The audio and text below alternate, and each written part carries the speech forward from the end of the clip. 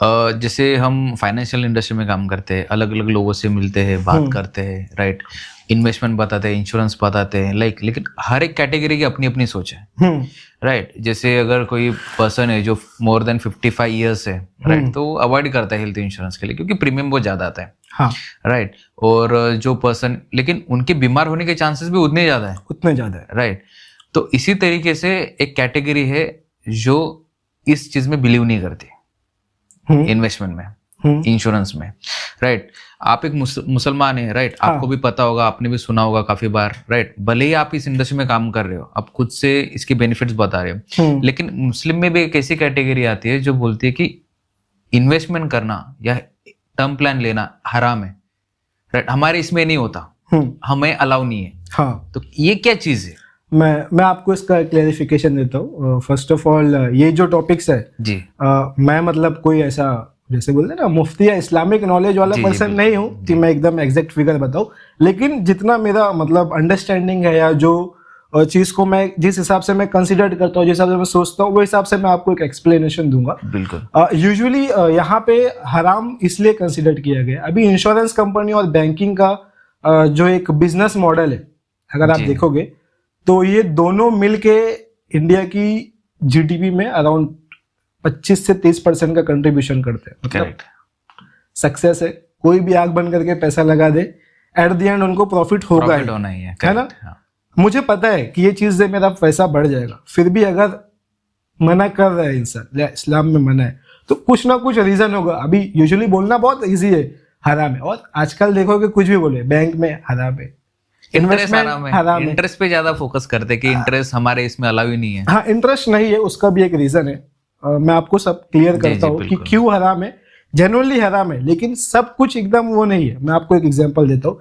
अभी आपने कहा कि इन्वेस्टमेंट हराम नहीं है। अभी आप 5 साल पहले या 10 साल पहले पकड़ लो जी, या लगभग पकड़ लो 10 से 20 साल के बीच में, जो 1980 वाले होंगे या आपके जो पिताजी होंगे, बड़े भाई रहेंगे, तो कभी उनसे पूछना, उनका पैसा कभी म्यूचुअल फंड या कोई स्टॉक्स वगैरह में था? यूजुअली होते थे, बहुत लोग उस वक्त भी इन्वेस्टमेंट करते थे, मैं उनकी बात नहीं कर रहा हूँ, मेजोरिटी की बात कर रहा हूँ, जहां पे स्टॉक मार्केट में पैसा नहीं डालते थे। क्यों? ट्रस्ट नहीं था उनको, सबसे पहली चीज। दूसरी चीज, उनको पता नहीं था कि किस तरीके से ये वर्क करता है, लैक ऑफ नॉलेज, बिल्कुल, है ना। उस वक्त पैसा कहाँ डालते थे? अभी मेरे अकॉर्डिंग जो मैंने देखा है कि उस टाइम पे एक तो जमीन वो सब में खर्चा लगा देते थे, या फिर इन्वेस्टमेंट की बात करें तो LIC जो है, राइट, गांव में था।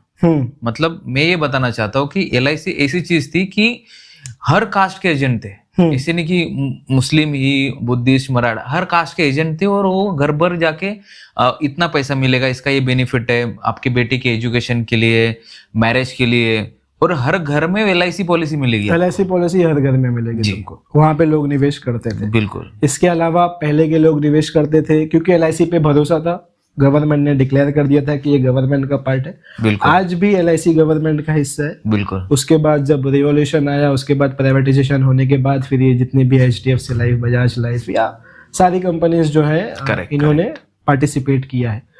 लोग मतलब मुस्लिम कैटेगरी जो, मतलब बीइंग एन मुस्लिम, हमारा जो मेजर इन्वेस्टमेंट होता था ना, वो या तो घर ले लो, जमीन में होता था, प्रॉपर्टीज में, या तो बिजनेस में ज्यादा इन्वेस्टमेंट करते हैं।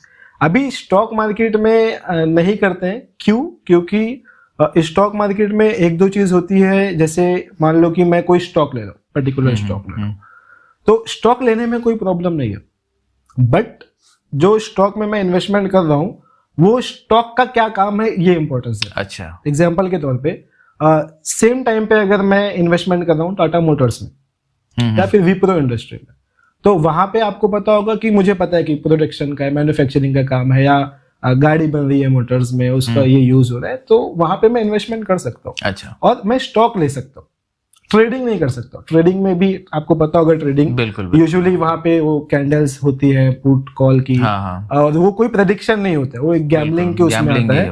तो इसकी वजह से ट्रेडिंग हराम की गई है, क्योंकि और यहाँ पे जो मैं टाटा मोटर्स में भी जो स्टॉक खरीद रहा हूँ ना, मैं ये ओन कर रहा हूँ, बिकॉज जो भी पर्सन आपको पता होगा स्टॉक परचेज कर रहा है, वो शेयर होल्डर के नाम पे, भले से वो एक स्टॉक हो या 1 लाख स्टॉक वो मैटर नहीं कर रहा है, बट वहां पे मैं कंपनी के साथ प्रॉफिट और लॉस दोनों शेयर करने के लिए मैं रेडी हूँ, तो वो मेरे लिए हराम नहीं होगा।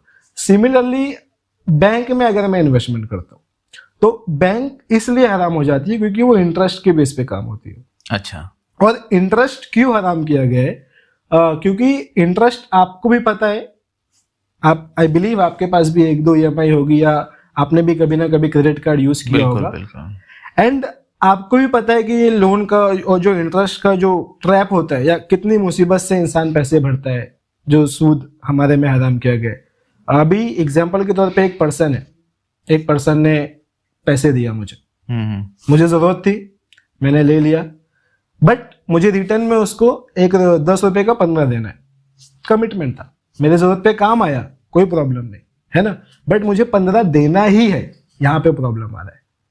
ठीक है, एक होता है कि तू मेरी हेल्प कर रहा है, 10 रुपए दिया, मैं तेरे को खुशी से, मेरा अच्छा हो गया, मैं तेरे को 12 दे दिया, मेरा मन किया, मैं तेरे को 20 दे दिया, मैं मेरी चॉइस से दिया, बट तेरे को 15 देना ही है। अगर मैं 13 रुपया तेरे को वापिस किया तो 2 रुपए के लिए तो मेरा समझ दे कि तुम मेरे घर पे आ जाएंगे, तुम मुझे कॉल्स करेंगे, ये हैरेसमेंट हो गया, तो मैं कितनी मुसीबत से पैसा देता। तो जो कंपल्शन आ गया ना यहाँ पे इंटरेस्ट का, इसके वजह से बैंक में इन्वेस्टमेंट हराम है। और बैंक से रिलेटेड जितने भी प्रोडक्ट्स है, क्रेडिट कार्ड हो गया, ये सारी चीजें, अभी क्रेडिट कार्ड में भी एक कॉन्सेप्ट होता है, आई बिलीव अभी आपको पता होगा कि अगर फॉर एग्जांपल मैंने 1 लाख रुपए स्पेंड किया हो तो विद इन 45 डेज अगर मैं 1 लाख रुपया पूरा पे कर दूंगा ना तो मुझे कोई इंटरेस्ट नहीं लगेगा। करेक्ट है ना। फिर भी वो हराम इसलिए होता है बिकॉज जो क्रेडिट कार्ड इशू हुआ है ना वो किसी के इंटरेस्ट के पैसे से इशू हुआ है। अच्छा, ये रीजन से उसको हराम में कंसिडर किया गया। अभी रही बात इन्वेस्टमेंट की, तो इन्वेस्टमेंट में जो स्टॉक्स होते हैं, जैसे मैंने कहा FMCG प्रोडक्ट्स होते हैं, वहां के स्टॉक्स अगर मैं ले रहा हूं, मैं डेफिनेटली ले सकता हूँ, वो कोई प्रॉब्लम नहीं होगी, वो मेरे लिए हलाल रहेगा, कंप्लीटली हलाल रहेगा। वहां पे मैं ओनरशिप ले रहा हूँ, कंपनी के साथ मैं पार्टनरशिप कर रहा हूँ। आपको पता होगा पार्टनरशिप में active partner, sleeping partner, it means उनके पास पैसा है बट टाइम नहीं है, तो वो अपना पैसा लगा देते हैं। सामने वाले के बिजनेस में अगर उसको इंक्रीमेंट मिलता है तो वहां से उसको कुछ पर्टिकुलर शेयर मिलते हैं। Correct, same concept share hold stocks का भी है। मैं कोई स्टॉक्स ले रहा हूँ और वो स्टॉक्स अगर अच्छा कर रहे हैं तो मुझे उसका रिटर्न आ रहा है, करेक्ट, प्रॉफिट मिल रहा है, वहां पे इंटरेस्ट नहीं मिल रहा है, इसलिए वो मेरे लिए हलाल में आ गया। सिमिलरली मैं कोई ऐसे स्टॉक्स में पैसे लगा लिया जो अल्कोहल बना रही है, टोबैको कंज्यूम कर या फिर गैम्बलिंग के लिए यूज हो रही है, इट मीन्स जहां पे मैं पैसे लगा रहा हूँ वो पैसे का यूटिलाइजेशन सोशल मतलब हमारे सोसाइटी में कैसे हो रहा है वो देखना बहुत जरूरी है। अगर मैं बीइंग एन मुस्लिम इन्वेस्टमेंट करता हूँ तो स्टॉक मार्केट हराम नहीं है, इन्वेस्टमेंट हराम नहीं है, इन्वेस्टमेंट करना है बट सही जगह पे करना है।